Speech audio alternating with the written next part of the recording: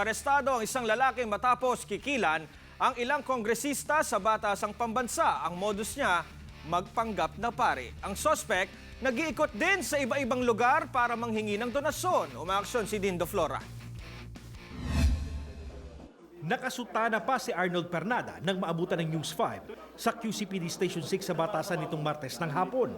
Ang kanyang modus, magpanggap na pari gamit ang pangalang Father Jonathan Ramiro na mula raw sa Our Lady of Angels Missionary sa Sauyo, Quezon City para manghingi ng donasyon.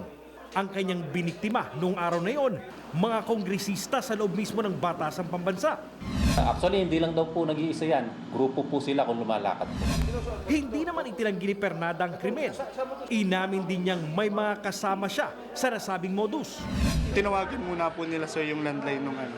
Tapos ako na po sir yung kinakausap po nila sa true phone din po. Kinukuha po nila sir yung mga information.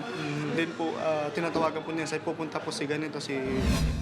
Bigo ang mga pulis na mabawi ang perang nakuha ni Pernada sa mga kongresista.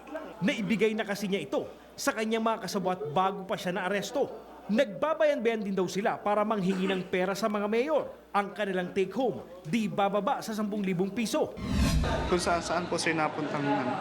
Tapos, Yun lang po sir. may mga ganyan din. Anong Opo. mga suot nila? Mas maano po sila sir kasi nagbibiyahe po sila sa ano, iba-ibang bayan, iba-ibang probinsya po. Saan probinsya?